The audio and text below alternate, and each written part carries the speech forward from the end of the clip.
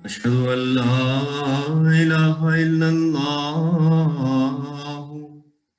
وحده لا شريك له وأشهد أن محمدا عبده ورسوله أما بعد فأعوذ بالله من الشيطان الرجيم بسم الله الرحمن الرحیم۔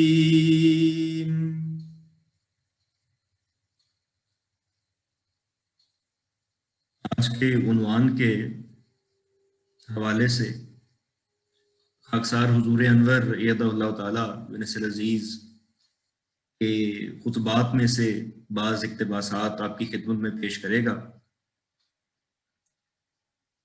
حضور انور ایدہ اللہ تعالیٰ بن نصر عزیز نے 14 اپریل 2006 کو آسٹریلیا میں خطبہ جمعہ ارشاد فرمایا، جس میں حضور نے نظام وصیت کی اہمیت اور برکات کے متعلق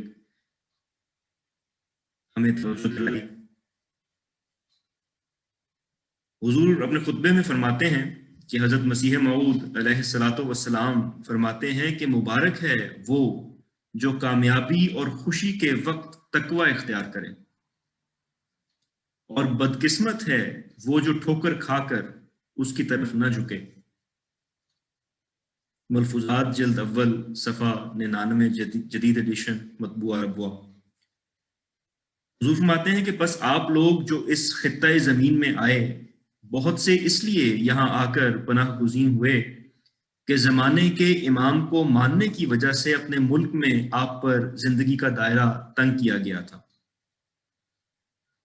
یہاں آ کر ذہنی یکسوئی بھی حاصل ہوئی اور مالی لحاظ سے بھی اللہ تعالیٰ نے نوازا ہے۔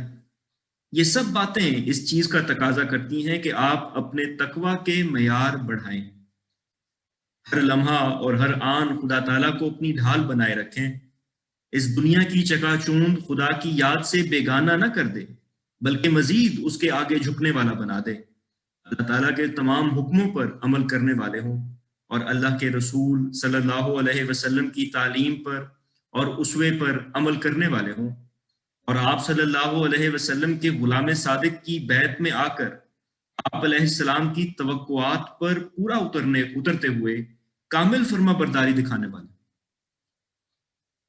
حضرت مسیح موعود علیہ الصلوۃ والسلام ہم سے کیا توقع رکھتے ہیں، اس بارے میں آپ علیہ الصلوۃ والسلام فرماتے ہیں کہ اے وہ تمام لوگوں جو اپنے تئیں میری جماعت شمار کرتے ہو۔ اس پر حضور انور نے فرمایا کہ یعنی جو اپنے آپ کو میری جماعت میں شامل سمجھتے ہو۔ آگے اقتباس کو جاری رکھتے ہیں حضور، آسمان پر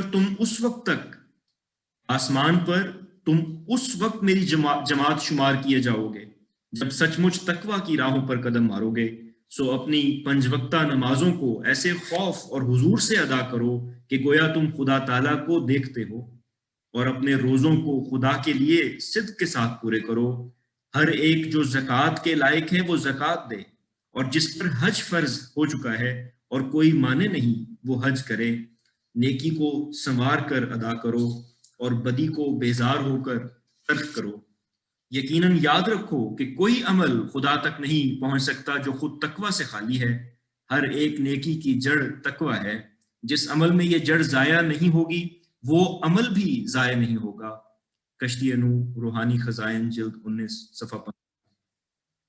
حضور فرماتے ہیں کہ اس ضمن میں یہ بھی کہنا چاہتا ہوں کہ ہمارے تقوی کے معیار کو اونچا کرنے اور ہمیشہ جماعت میں اطاعت اور فرما برداری کی مثالیں قائم کرنے کا حضرت مسیح موعود علیہ الصلوۃ والسلام نے اپنے بعد ایک ایسا انتظام فرمایا جو نظام خلافت کے ذریعے سے ہے، اور اس نظام خلافت کے ساتھ ایک اور بھی نظام تھا، ایک تو فرما برداری اور اطاعت کا نظام، دوسرے خدا اور رسول کا پیغام پہنچانے کے لیے اور دکھی انسانیت کی خدمت کے لیے نظام وصیت کا اجرا۔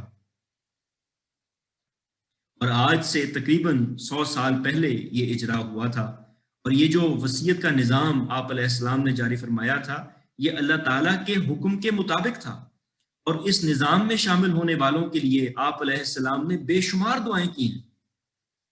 और इस निज़ाम में शामिल होने वालों बल्कि जमात को तकवा पर कदम मारने की नसीहत करते हुए आप अलैहिस्सलाम रिसाला अल-वसीयत में फरमाते हैं, नसीहत करते हुए कि खुदा ताला ने मुझे मुखातिब करके फरमाया है कि तकवा एक ऐसा दरख्त है जिसको दिल में लगाना चाहिए।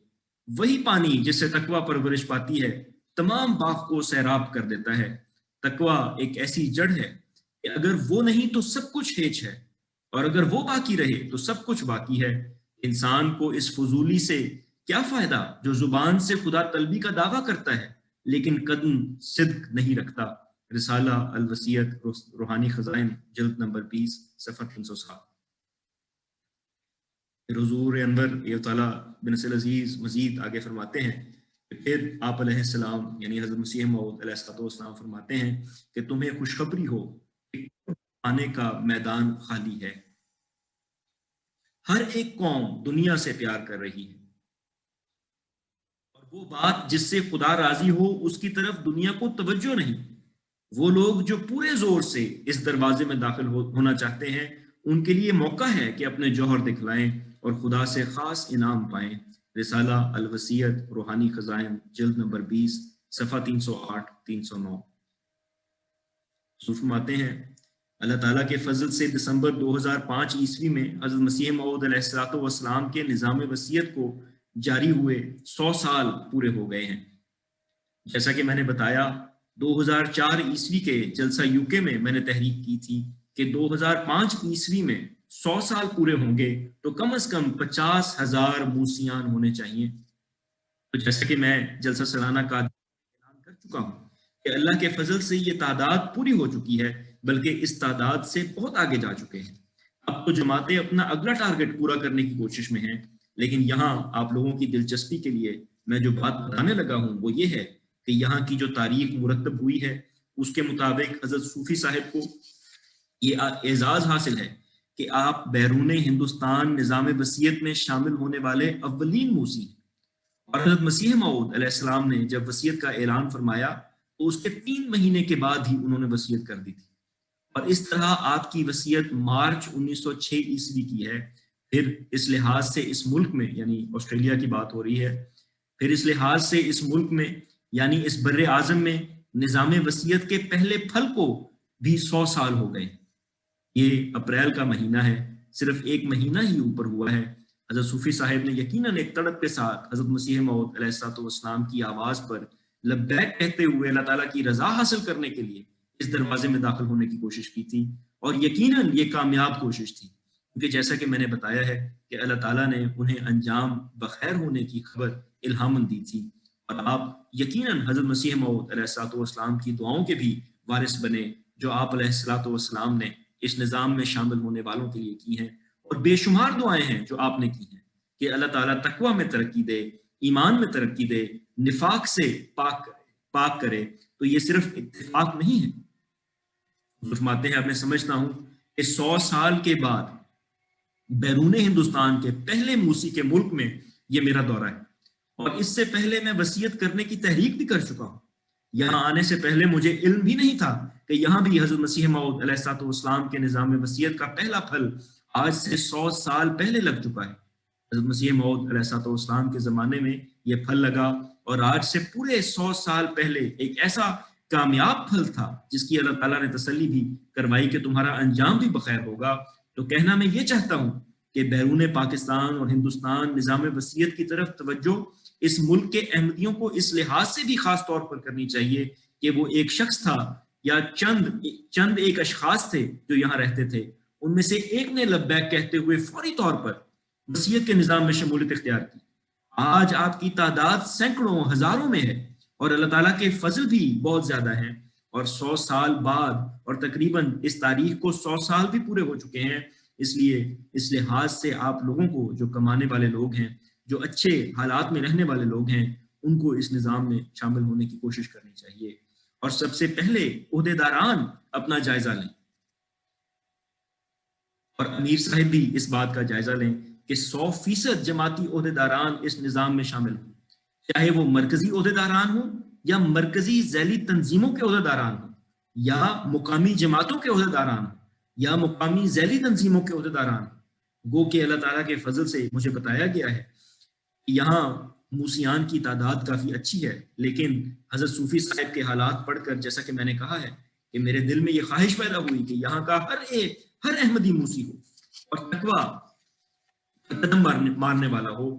یہ ایسا بابرکت نظام ہے جو دلوں کو پاک کرنے والا نظام ہے، اس میں شامل ہو کے انسان اپنے اندر تبدیلیاں محسوس کرتا ہے۔ حضور فرماتے ہیں کہ اب سولومن آئلینڈز میں وہاں کے ایک نئے احمدی ہیں، انہوں نے بھی وصیت کی ہے، تو جس طرح نئے آنے والے اخلاص و وفا میں بڑھ رہے ہیں اور انشاءاللہ بڑھیں گے، ان لوگوں کو دیکھ کر آپ لوگوں کو بھی فکر ہونی چاہیے کہ کہیں یہ پرانے احمدیوں کو پیچھے نہ چھوڑ جائیں۔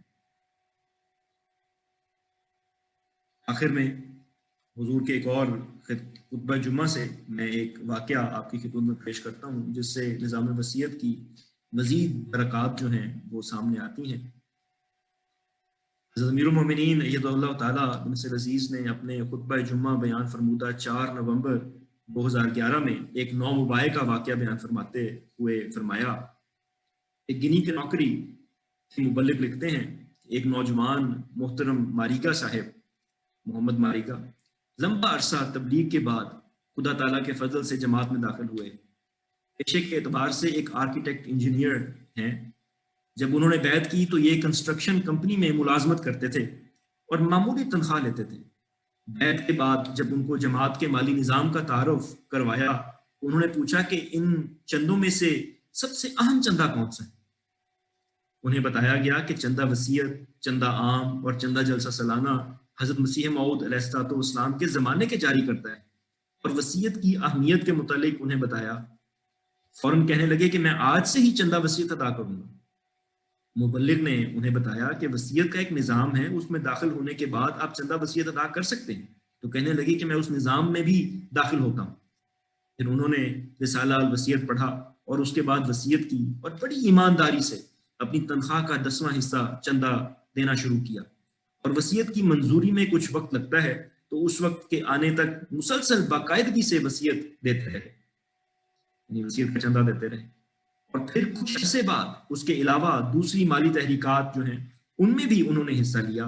پھر کچھ عرصے کے بعد کمپنی چھوڑ دی اور اپنا کاروبار شروع کیا، اور اب اللہ تعالیٰ کے فضل سے اپنی کمپنی کے مالک ہیں اور سارے ملک میں اپنی ایمانداری کی وجہ سے مشہور ہیں، اور اس کی وجہ سے ان کا کاروبار بھی بڑا چمکا ہے، اور سب کے سامنے بیٹھ کر برملا اظہار کرتے ہیں کہ یہ نعمتیں مجھے مسیح موعود علیہ الصلوۃ والسلام کی جماعت میں شامل ہونے اور نظام وصیت میں شامل ہونے سے ملی۔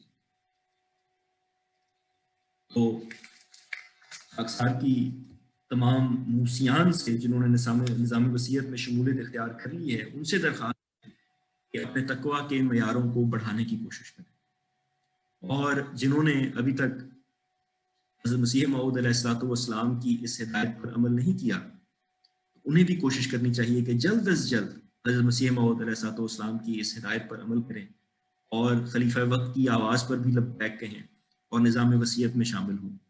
اللہ تعالیٰ ہم سب کو اس کی توفیق عطا فرمائے۔ وآخر دعوانا الحمد للہ رب العالمین۔